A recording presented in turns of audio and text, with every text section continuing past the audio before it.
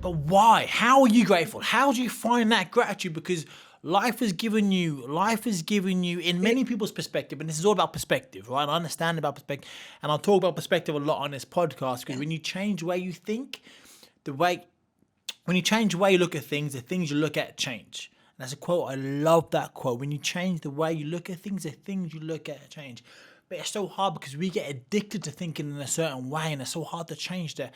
How can you wake up and be looking outside, like out to sea on New Year's Day, and be grateful when so many people would be pissed off and upset and bitter that may be your last New Year's Day, and Jenny and Mark and Steve and Bob and Penny, they've all got 5, 10, 20 more potentially. How do you feel grateful about that, not being pissed off and angry? I think that comes back to my quote, get busy living or get busy dying, because this drug could work. When I say it could work, it could hold me steady for the next 1, 2, maybe 3 years. And so there's always hope. I will never be cured, but there is hope that this drug, NHER2, is particularly designed for my type of metastatic breast cancer. And you always think, I've always seen the glass half full. And I think that's what made me very different at work, because I always pushed forwards and took risks. And maybe, what am I supposed to do? Sit here in my little pink house with my pink wig and look out the window and be miserable? And, there are moments of pure despair, I can't lie, but they are moments. And they are real moments. I said to your sister the other week, actually, Anthony, the 2 things I haven't done recently is danced, like Naked in the Rain type of thing, that type of dance, and also laughed so much that I was crying. And then I was at the spa weekend with my sister, and something happened, and we were rolling about on the floor laughing, and that was so good. And it's those moments that you think, this is good. When all the girls show up on the beach and sing me happy birthday, or when my mother died, they all turned up with lanterns, and it's about community, it's about friends, and it's about seeing that sunrise and knowing that it's precious. And I think that's always been in my bones. I've always sought the sun and happiness and good food. I live a healthy lifestyle, and I try and preach it, but not push it down people's throats, if you know what I mean. My next question was going to be about, you kind of mentioned it then, but your source of strength. Is it a community, your friends, you mentioned your sister, they keep you up? How important are they, and how important is it for other people to have a community, be it 1 or 2 or 3 or 10 people, to lift them up when they are feeling like times of despair? I don't think I need people to lift me up.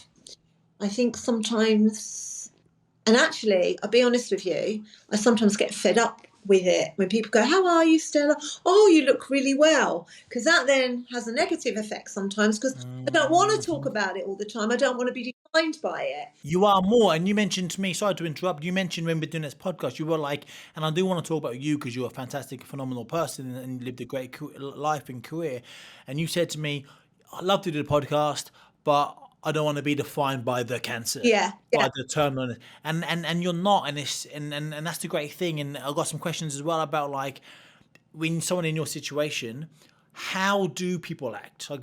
How do you want people to act around you? Do you want us to ask? Do us not to ask? Because someone like myself or friends, like, they want to ask because they feel like they want to know how you are, but they don't know us to bring up, like, how do we work? How do you work around it? It is hard. I think one of the things that annoys me most of all, and it's the only thing, it doesn't annoy me. People don't understand the difference between cancer, stage 1, 2, 3, and metastatic, which is stage 4, which is terminal. You can't get rid of it. You can stop it. All the wonderful drugs that the farmers are coming up with are to try and stabilise it and show no evidence of the disease, but it cannot cure it.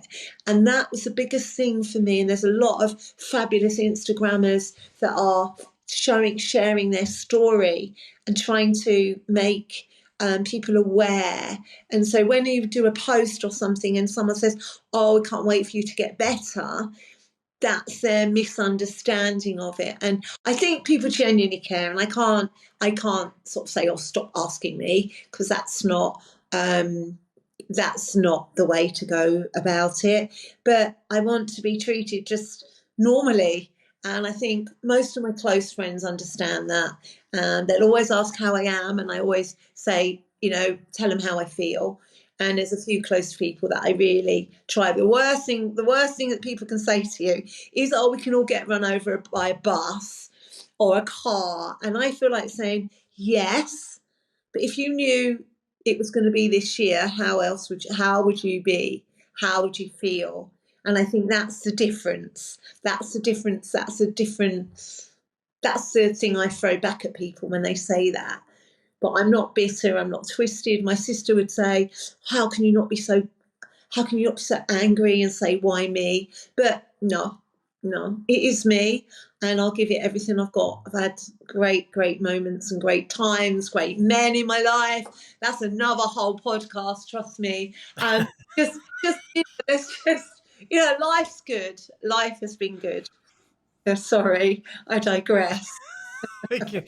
Well, digress. We'll do a part two in a few months. Digress away. I want to hear all about the men. That'd be a fun one. Yeah, um, I would like to talk about aspirations, yeah, both young Stella Raphael yeah. and Reeves, and present day.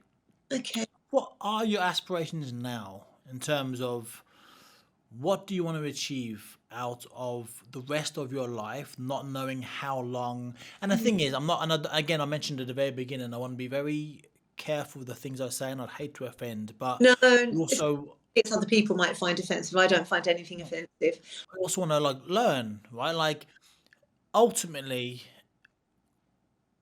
the second we're born, we're all gonna go one day. Yes. Now we don't know when we're gonna go, Mhm. and we take life for granted because we think we're gonna be here forever. We think nothing can happen to us, and something happens to us. You get this diagnosis, and then you're very aware of your mortality.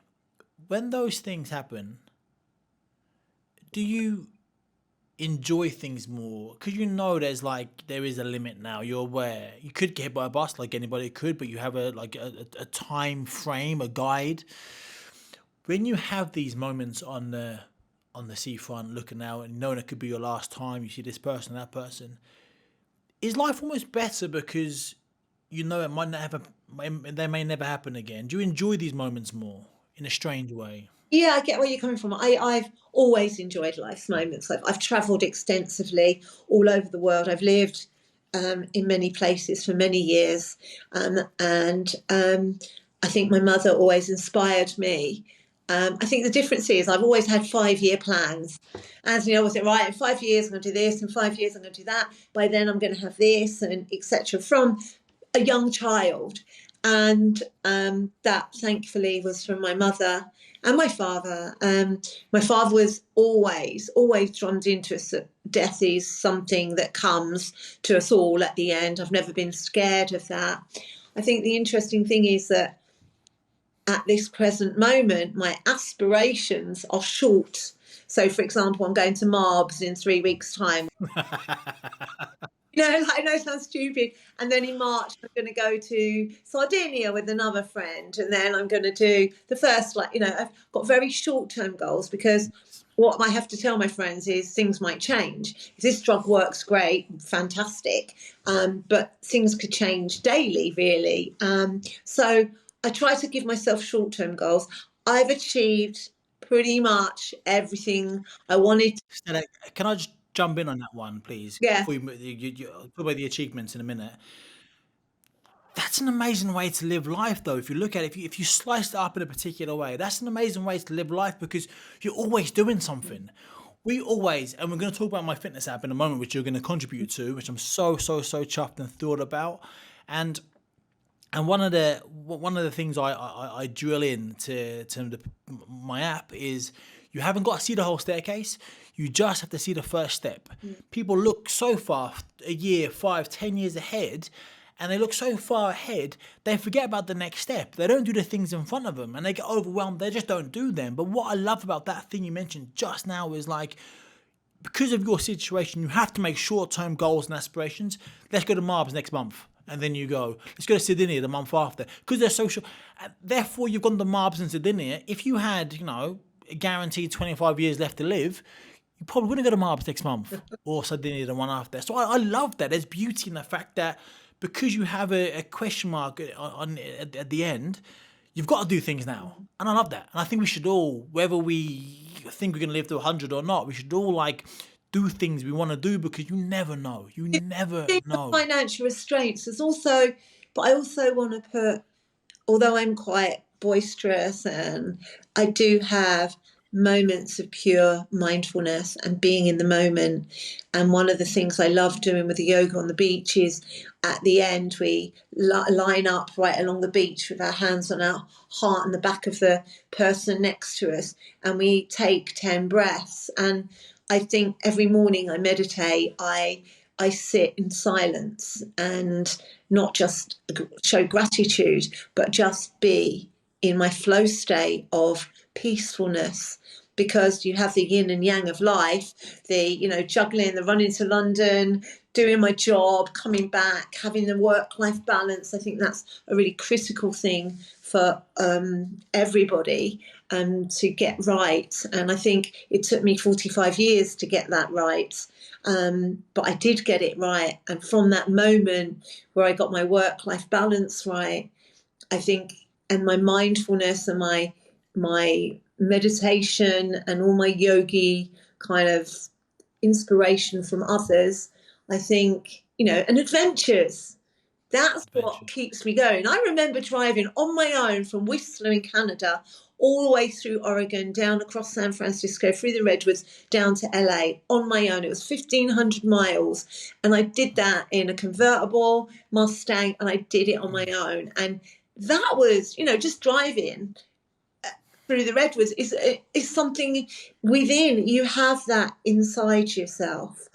And it didn't come easy. I had to work for it. I didn't just have money on the plate. We're a working class family. I worked. Yeah, and I want to get to that point. I just two things. Like last year, I drove down the west coast of California. It's beautiful. Wow, Yeah. so stunning. It's beautiful. The views, the ocean, the oceans on one side, the mountains on the other Yeah. side, just beautiful. And those moments, you just stop and look and go, "Oh, this is what life is all about. It's not getting stuck in the rat race." Yeah.